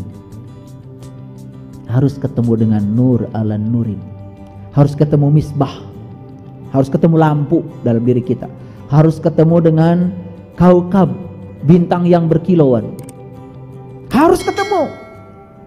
Kalau sudah ketemu baru caang baranang. Ternyata dalam diri kita itu tidak poek mongkleng buta rajin, caang baranang. Itu namanya menemukan kota terindah dalam diri, disebut Madinatul Al-Munawwarah. Makanya hijrah dari Mekah ke Madinah itu hijrah dari kampung ke kota. Gitu bahasa Quran. Nah, jadi alam wahidiyah ini disebut dengan hakikat manusia. Wahidiyah adalah kesatuan yang mengandung kejamakan dan merupakan ta'ayun yang kedua. Pada tahap ini setiap bagian telah tampak terpisah-pisah dengan jelas. Dari ketiga martabat batin itu, ahadiyah, wahdah, wahidiyah sudah mulai jelas. Nah, ini yang disebut dengan Allah, Rasul, dan insan. Makanya harus taat pada Allah dan Rasulnya. Makanya dalam Quran dikatakan fa iza sawaituhu wa nafakhtu fihi min ruhi faqa'u lahu sajidin. Ketika aku sudah meniupkan ruhku ke dalam tubuh yang sempurna itu, maka hendaklah kamu bersujud.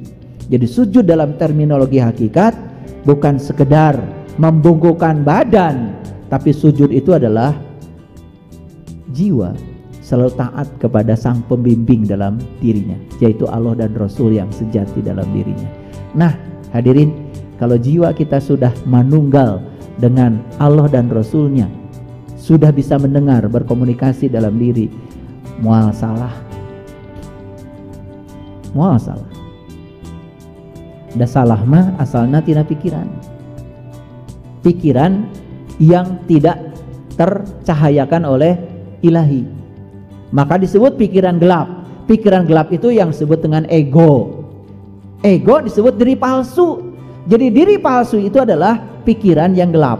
Itu yang suka yuwaswisu, yang suka ngaharewos, suka mencelakakan kita. Itu yang sering kita turuti. Nah, karena sang jiwa masih terpisah dengan Allah dan Rasul yang sejatinya dalam diri.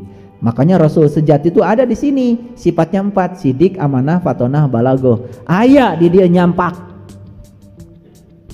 Dari orang mah hayo we diajar sifat Rasul 4, sidik, amanah, fatonah, balagoh. Sah Rasul tuh Nabi Muhammad. Iya, Nabi Muhammad punya sifat 4 itu. Tapi 4 sifat itu dititipkan juga padamu. Coba kalau bohong, ada yang negur dari dalam? Coba kalau bodoh, langsung bilang, aduh bodoh gue. Suka begitu? Iya, karena fatonahnya ada di sini.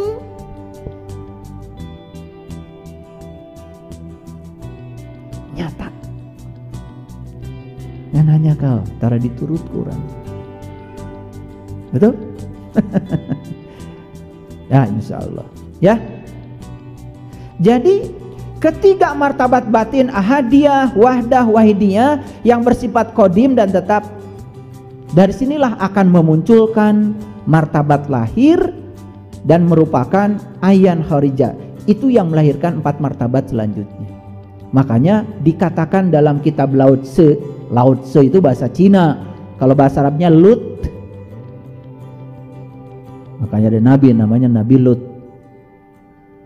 Nabi Muhammad bilang carilah ilmu walaupun ke negeri Cina. Jadi Lao Tse sudah menulis sebuah kitab namanya kitab To Te Ching. Di Cina agamanya namanya agama Tukau. Nah ternyata di dalam kitab To Te Ching juga dikatakan sat pertama, sat kedua, sat ketiga. Sat pertama melahirkan sat kedua melahirkan sat ketiga. Ketika sat ini gumulung manunggal dan menyebar memenuhi seluruh seantero alam semesta. Makanya orang-orang yang sudah tinggi spiritualnya mengatakan Tuhan berada di tubuh yang berbeda. Tuhan yang sama berada di tubuh yang berbeda. Bahasa Qurannya apa? Inna robbaka ahata binas. Sesungguhnya Tuhanmu meliputi segala manusia. Jadi kalau kita melihat orang, lihat hakikat orang. Hakikat orang kan sebetulnya dia juga. Makanya kenapa kita bermusuhan? Makanya apa bedanya malaikat dengan setan?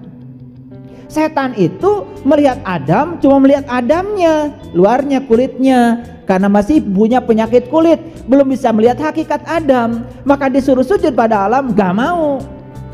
Malaikat sudah tembus pandang, melihat Adam bukan Adam, melihat hakikat Adam. Maka disuruh sujud, langsung sujud. Jadi tahu bedanya setan dengan malaikat.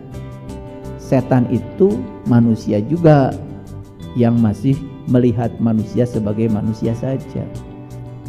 Tapi yang namanya malaikat juga sifat yang diberikan pada manusia. Dia sudah bisa melihat manusia sebagai hakikat manusia. Orang yang sudah melihat manusia sebagai hakikat manusia tidak akan terjebak. Tidak akan peperangan mual pasea. Dan usok pasea mah setan. Ada setan di ruangan ini? Ya, saya cuma ngabsen aja karena saya tidak boleh menceritakan setan di belakang. Berarti saya kan mengumpat setan. Itu namanya durhaka. Jadi saya bicara tentang setan langsung di depan setan. Jadi ini tidak termasuk mengumpat. Makanya saya tanya dulu, ada setan di ruang ini? Tadi bilang ada, katanya. Syukurlah pada ada kan. Jadi setan itu juga manusia juga, bungkelekan, betul nggak? Huluna segede munding, awakna segede hurang. Ayana dikuring, rupana jiga maneh. Punten ya. Itu bahasa Garutnya mah begitu. Makanya kalau di Garut mah definisi setan tuh udah canggih dari dulu. Waktu saya ngaji di pesantren diajarkan definisi setan tuh begitu. Huluna segede munding, awakna segede hurang. ayana dikuring rupana jiga maneh, kata guru saya begitu. Oh, setan teh geuningan maneh. Maneh lain urang. Paham ya? Ya.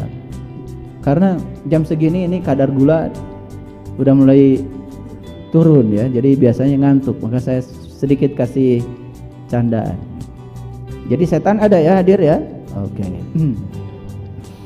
Jadi setan itu manusia yang berpenyakit kulit, melihat sesuatu cuma kulitnya saja.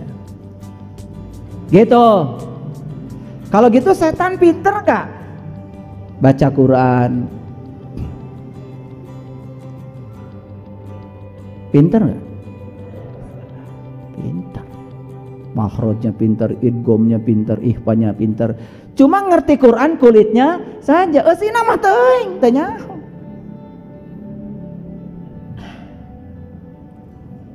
Kalau gitu setan suka tamat gak baca Quran? Kahartos? Kahartos? Makan. Tong sagawaya hari ngaos teh. Kakara bisa ngaji luarna, aduh meni asa pangsoleh. Eta maneh salah tah. Guna 2 rakaat. Mentengah dengung asup neraka. Gitu. Setan mende pagawean teh nyingsiunan.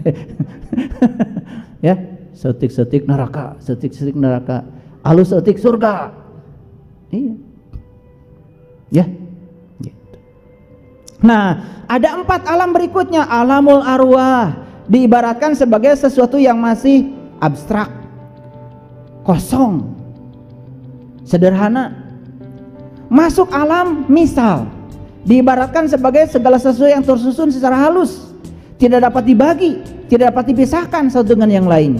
Itu pun masih belum bisa dikenali. Masuk alam yang keenam, alam ajsam, diibaratkan sebagai sesuatu yang telah terukur, telah jelas tebal tipisnya sehingga dapat dibagi-bagi. Masuk alam yang ketujuh yang disebut alamul insan kamil, mencakup 6 martabat terdahulu, 3 martabat batin, kemudian 3 martabat lahir. Jadi betapa istimewanya jadi manusia. Karena apa? 3 martabat lahir, 3 martabat batin ada di sini, dan 4 martabat lahir juga ada di sini. Jadi rek milarian naon atau orang keluar. Itu sebabnya kita harus ke diri. Kemana? Ke diri. Bukan ke Jawa Timur, ke diri. Awas, bisa ke Gresik. Ke diri. Makanya begitu ke diri kita akan mengalami panaraga. Ponorogo, fana raga. Panaraga kita akan hancur ya. Bukan hancur secara fisik, tetapi kita tidak akan merasakan lagi ada di sini. Kita memasuki alam yang sejati, berdenyut bergetar di pusat kehidupan, masuk jantung kehidupan semesta. Itulah tauhid yang luar biasa. Di situ yang namanya nikmat iman, nikmat Islam teh ayana ngomong wungkul tiap Jumaah. Alhamdulillah orang sadaya masih dipapari nikmat iman, nikmat Islam. Bari jeung teu ngarasakeun nikmat iman Islam. Da teu ngarti iman jeung Islam teh naon. Makanya saya tanya dulu, iman dulu Islam dulu. Cok, bari geus ngarasakeun nikmat mah tuh jawab heula. Iman dulu Islam dulu. Iman dulu. Makanya la tamutunna illa wa antum muslimun. Kan perintahnya ya ayyuhalladzina amanu ittaqullaha haqqa tuqatih la tamutunna illa wa antum muslimun. Yang pertama iman, yang kedua takwa, yang ketiga muslim. Nah, dari iman menjadi muslim gerbangnya cuma satu, takwa. Jadi takwa tuh laku. Metode, cara. Maka di Quran takwa ada 5, ada 4 prosedur. 1 mengambil janji, yang kedua angkat kesadarannya, yang ketiga ditunjukkan oleh Allah sesuatu di kesadaran, yang keempat ingat yang Allah tunjukkan. Itu yang namanya takwa versi Quran. Quran surat Al-Baqarah 63. Jadi iman akan menjadi Islam kalau sudah lewat takwa. Ari urang mah ukur make bajuna wungkul. Makanya tiap Jumatan teh selalu pidato teh, mari kita bertakwa dengan takwa yang sebenar-benarnya. Kumaha atuh nu bener teh?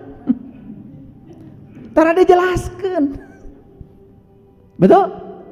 Jantrekeun atuh nu bener takwa teh ceuk Quran kumaha? Wa id akhadna misaqakum wa rafa'na faqakum tur khudu ma atainakum biquwwatin wazkuru ma fihi la'alakum tattaqun. Hiji takwa.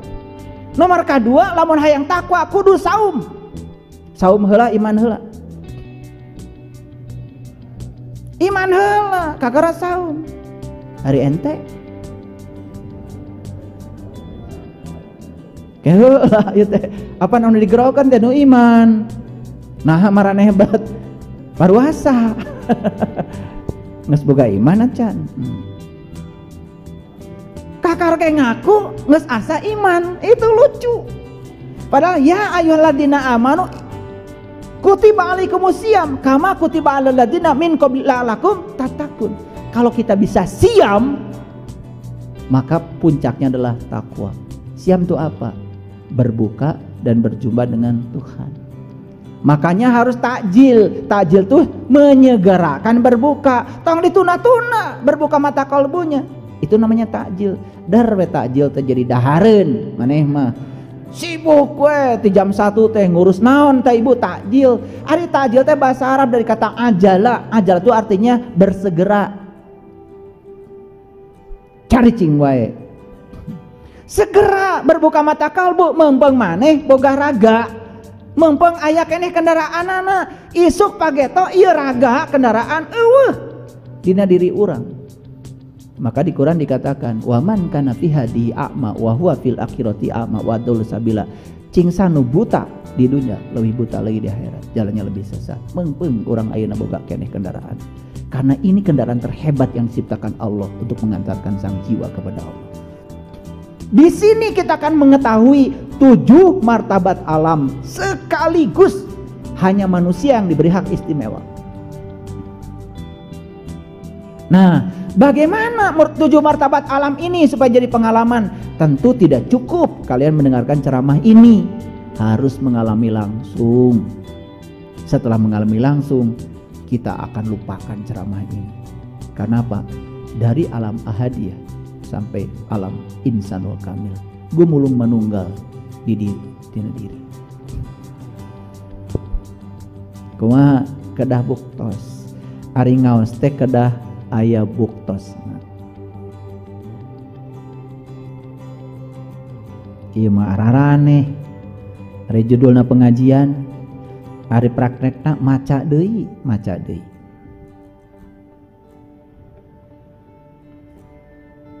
Ai ngaji mah tuh kedah mengkaji.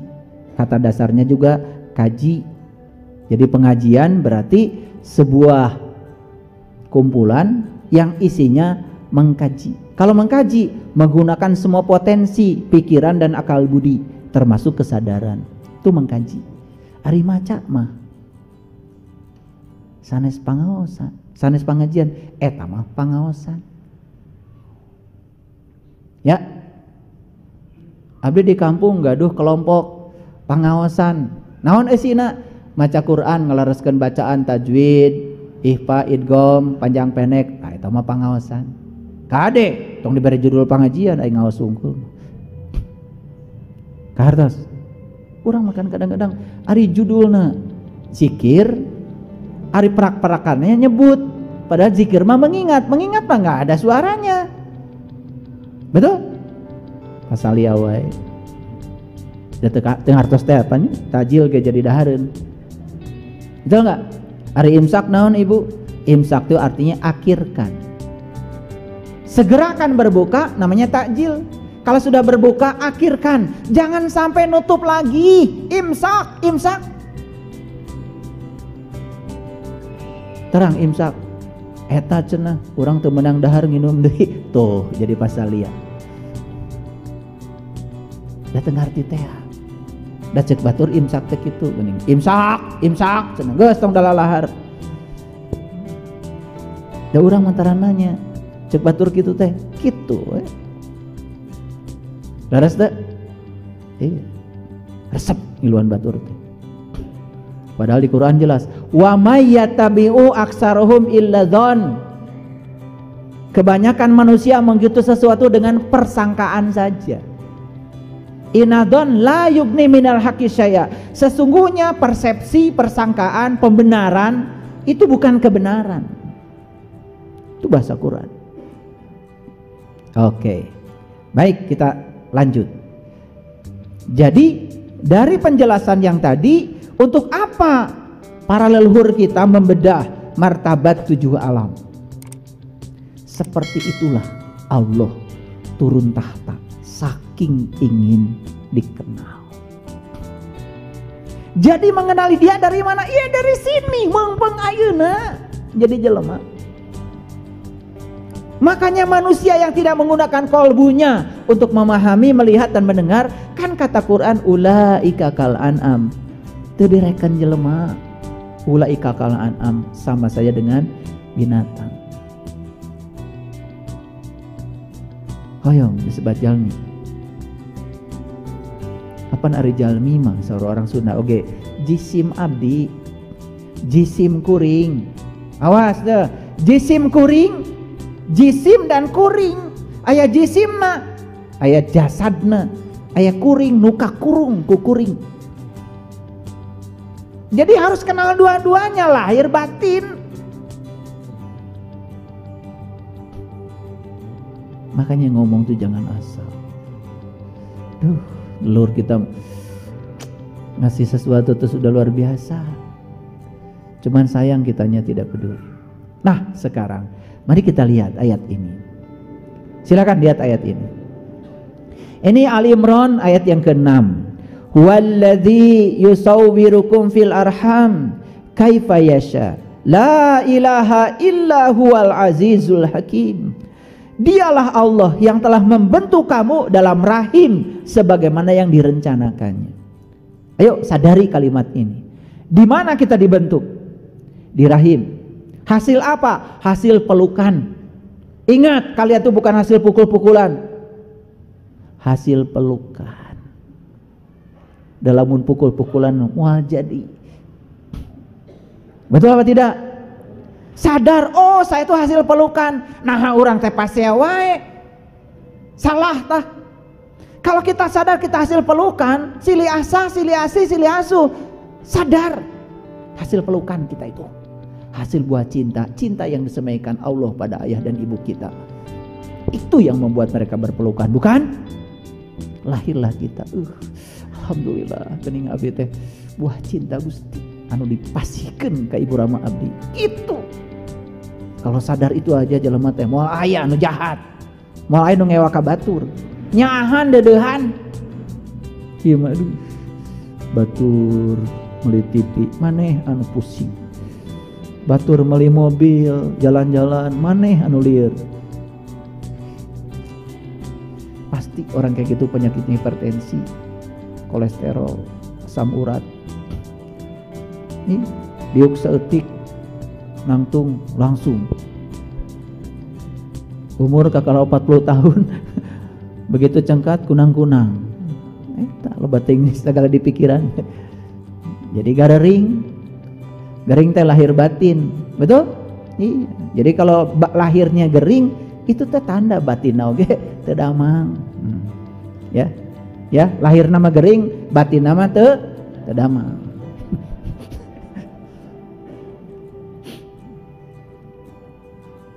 Huwallazi yusawwirukum fil arham kaifa yasha. Dialah Allah yang telah membentuk kamu dalam rahim sebagaimana yang direncanakannya. Jadi Allah membentuk kita, tubuh kita seperti itu ada rencana. Pertanyaanmu hari ini adalah apa rencana Allah dengan kedua tanganku? Apa rencana Allah dengan kedua mataku? Apa rencana Allah dengan kedua telingaku? Apa rencana Allah dengan kedua lubang hidungku? Apa rencana Allah dengan mulutku? Kenapa mulutku dibangun seperti ini? Sudah tahu?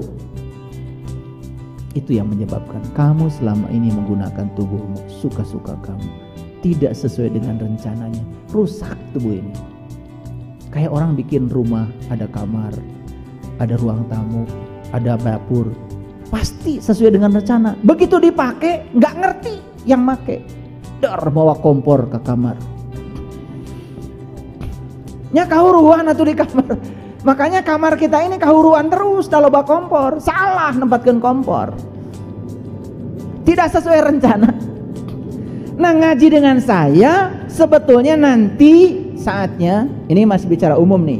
Kalau udah bicara ilmu khusus, saya akan kasih tahu sama kalian bagaimana cara untuk berusaha membahagiakan Sang Pencipta, menggunakan ciptaannya sesuai dengan rencananya. Maka Allah dalam Asmaul Husna disebut Al-Musyawwir, Sang Arsitek Agung. Moal mungkin Allah ngadamel awak orang jika kieu bentuk jiga kieu teu aya maksad. Singka penak tah maksudna teh. Tuh, ngantos ka penak. Sagala kitab teh aya da diri urang. Sadaya perpustakaan waya di dunia teh teu aya sabarahana dibandingkeun waya dina diri urang. Semua ilmu ada di sini.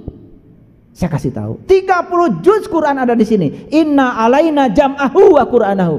Aku akan kumpulkan Quran dalam dadamu, dalam kesadaran. Pinah Quran 30 juz. Buktikan, saya sudah membuktikannya. Makanya orang ngomong Quran baru pakai tafsir saja, baru dari sisi bahasa itu masih pakai pikiran, belum pakai intuisi dan pengalaman spiritual. Biasanya jadi membuat perdebatan tidak ada henti.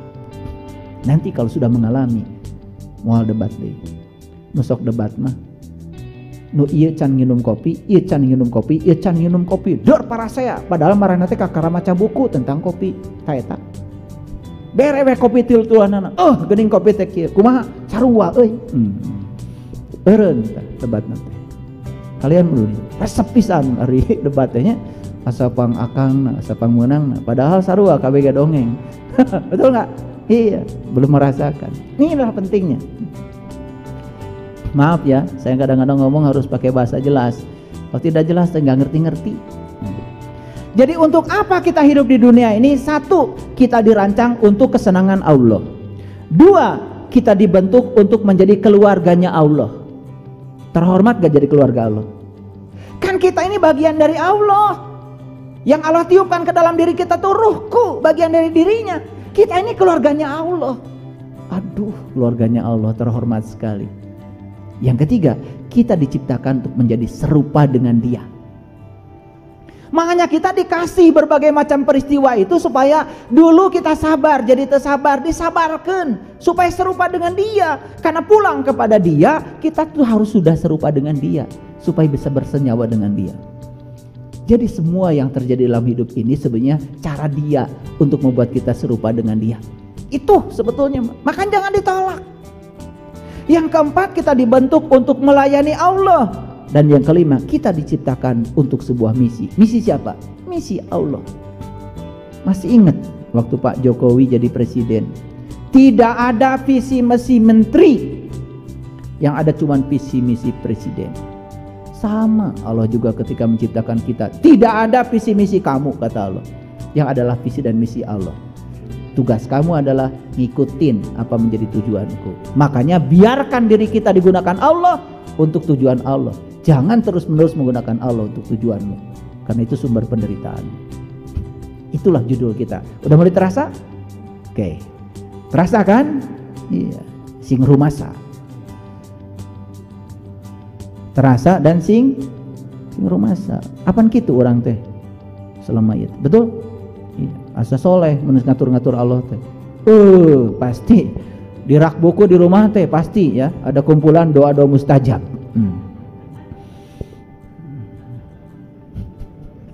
Pasti. Tuh, iya. Tiap ada edisi baru kumpulan doa mustajab pasti kalian beli itu. Iya, iya. Mani resep ngatur Allah teh. Dan geus meuli buku eta teh pasang solehna, betul? Ya. Sekarang biarkan diri kita digunakan Allah untuk tujuan Allah. Erek nyeri, erek teu nyeri, erek pahit, erek amis.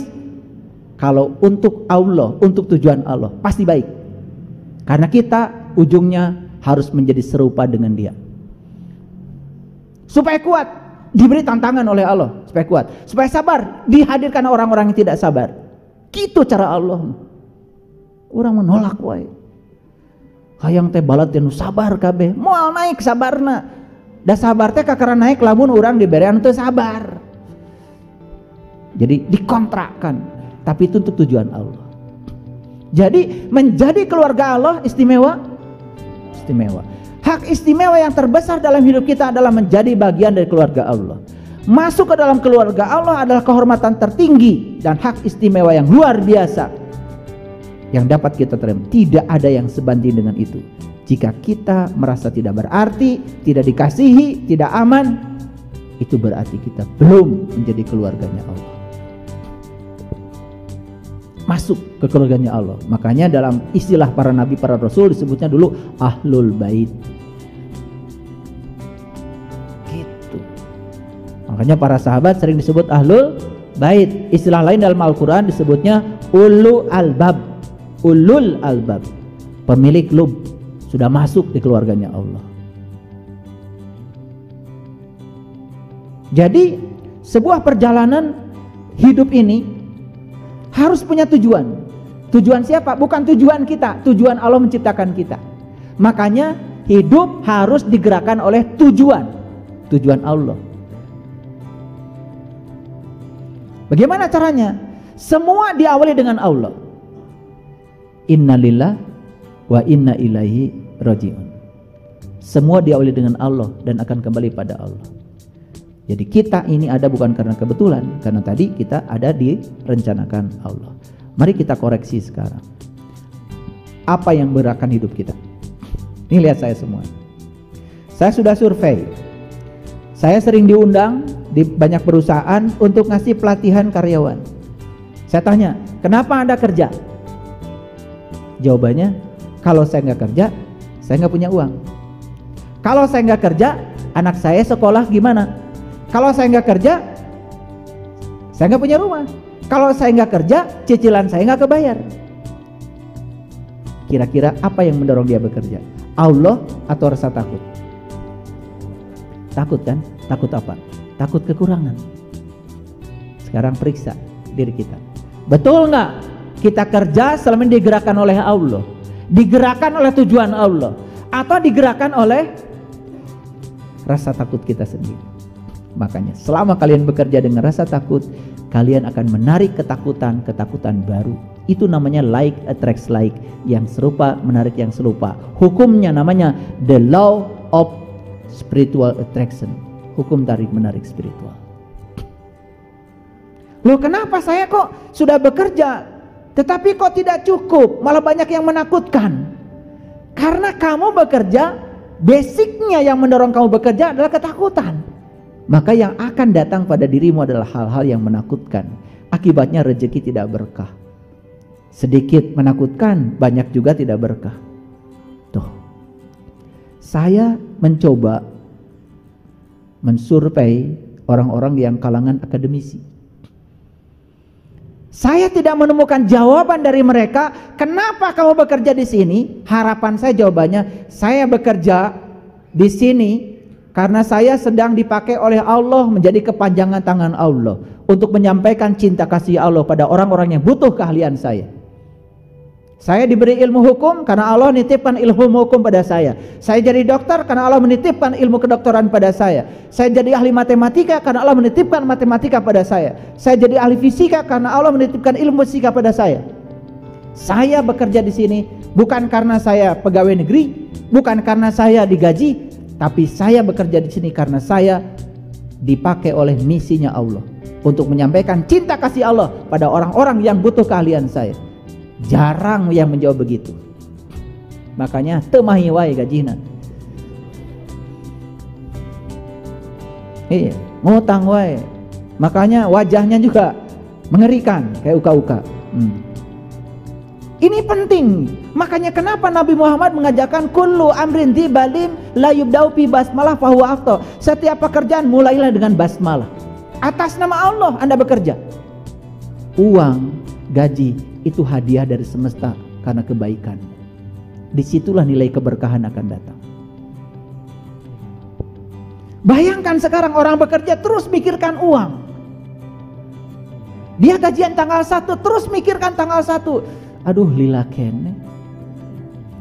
Kakarage tanggal 3 nges mikiran tanggal 1. Da gaji nges beak.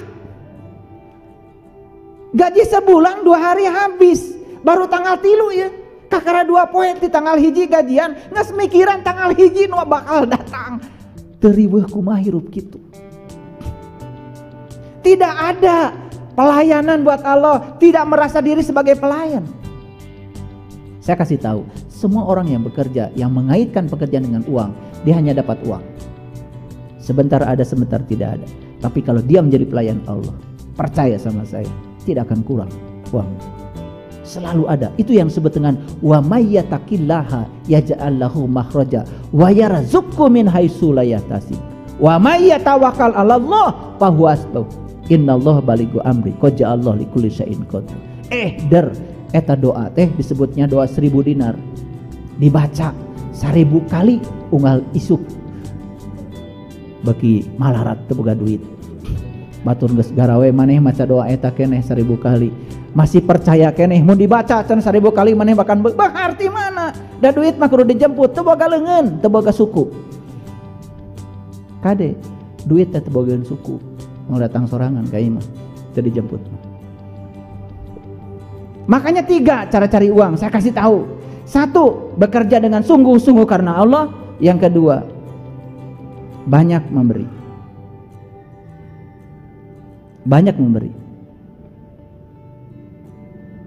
Banyak memberi. Dan yang ketiga, saat memberi, lepaskan, sembunyikan kebaikanmu seperti kau menyembunyikan keburukanmu. Jadi lamun geus mere ka batur teh tong dibeja-beja. Cicing. Ieu mah mere saeutik iklan kemana? Kamari abdi tos masihan ka panti asuhan. Sabaraha ibu? 100.000. Sakarungga beas teu mai. Jadi apa yang menggerakkan manusia selama ini? Saya kasih tahu. 1 yang menggerakkan manusia adalah rasa bersalah. Yang kedua yang menggerakkan manusia adalah kebencian dan kemarahan. Ada orang yang digerakkan hidupnya oleh kebencian dan kemarahan, ingin balas dendam. Yang ketiga digerakkan rasa takut. Yang keempat digerakkan oleh keinginan menguasai materi. Dan yang kelima digerakkan oleh kebutuhan akan pengakuan. Hayang diaku ku batur. Itu yang membuat manusia sibuk. Ini hasil riset. Ini hasil riset. Jadi hasil riset ini ya dari Warren ya, namanya Warren. Jadi Warren itu sudah membuat riset ya. Judul risetnya adalah The Purpose Driven Life, hidup yang digerakkan oleh tujuan. Dia melakukan riset bertahun-tahun, ternyata